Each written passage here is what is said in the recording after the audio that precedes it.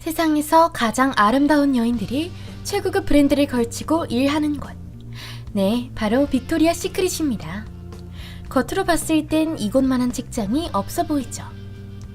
하지만 빅토리아 시크릿 모델들도 나름의 고충이 있다고 합니다. 마음껏 먹지도 못하는 데다 패션쇼를 할 때마다 특수 분장에만 몇 시간을 쏟아야 하죠. 화려한 겉모습 뒤에는 피나는 노력이 필요하다는 말을 직접 보여주고 있습니다.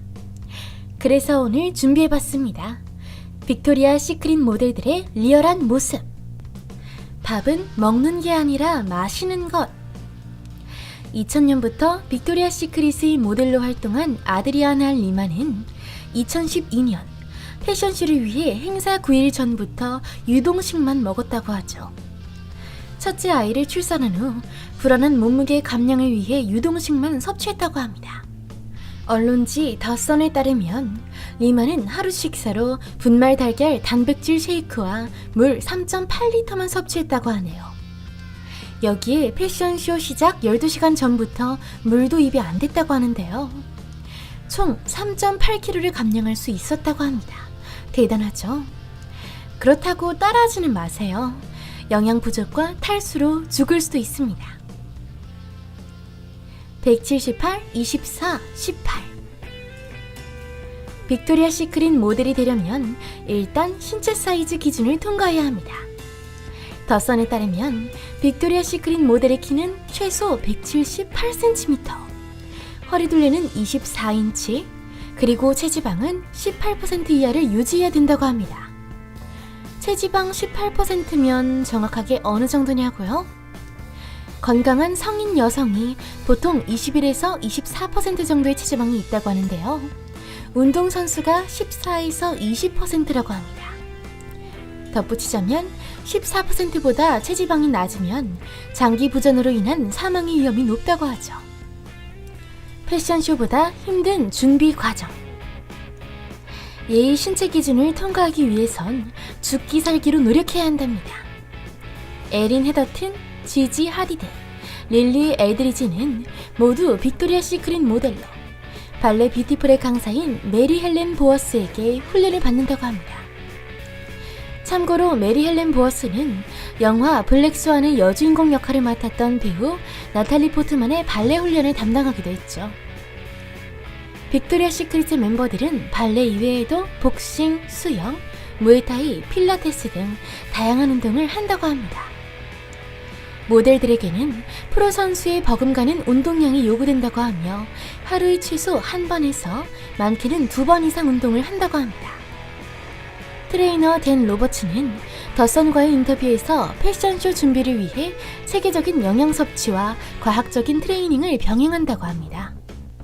모델 캔디스 스와네프 엘가가 패션 잡지 보그와 한 인터뷰에서 힘든 준비 과정을 거치는 데에는 그럴 만한 가치가 있고 또한 꿈을 위해 피땀 흘리며 노력하는 것만큼 보람찬 일은 없는 것 같다고 말하기도 했죠.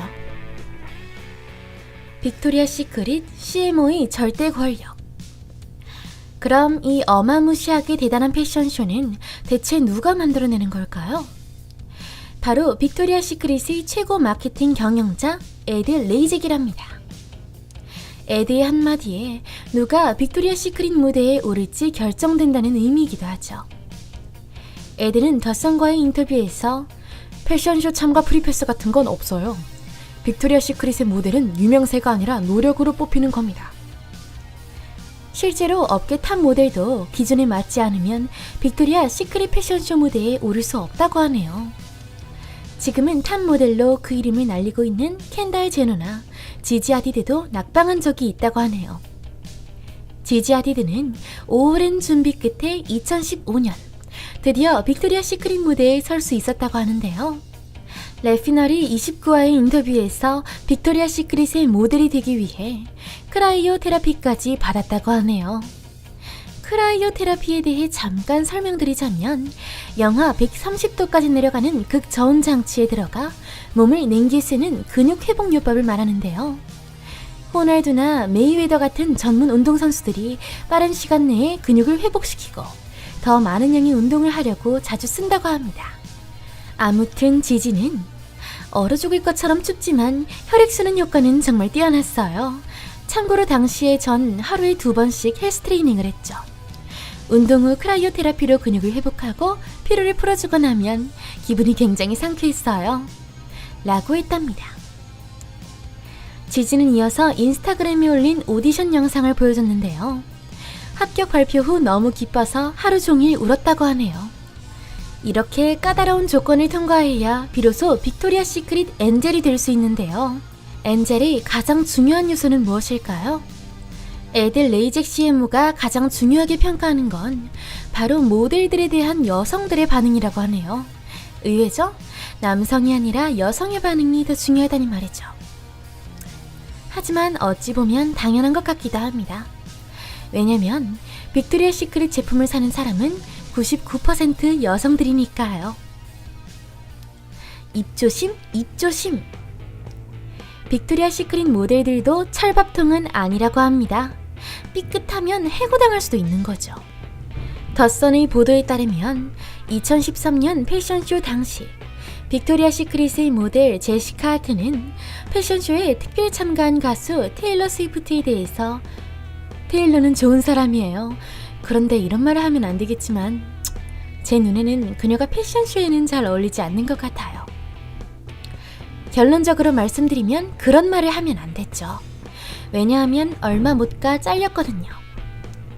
빅토리아 시크릿이 CMO 에델 레이젝은 즉시 진화 작업에 들어갔습니다.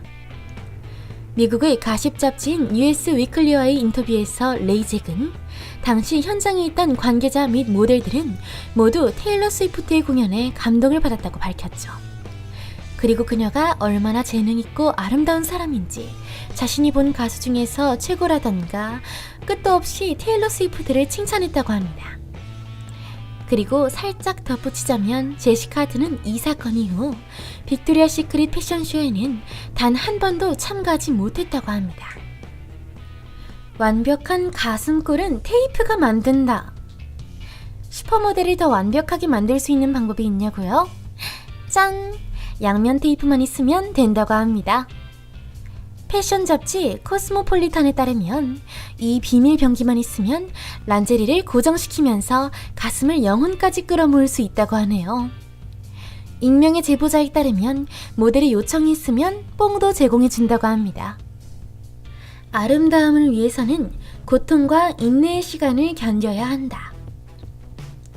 빅토리아 시크릿 패션쇼를 위해선 어마어마한 돈, 시간, 그리고 사람들이 필요하답니다. 쇼가 시작되기 전 모델들은 몇 시간이나 계속 의자에 앉아 헤어 메이크업을 받아야 된다고 합니다.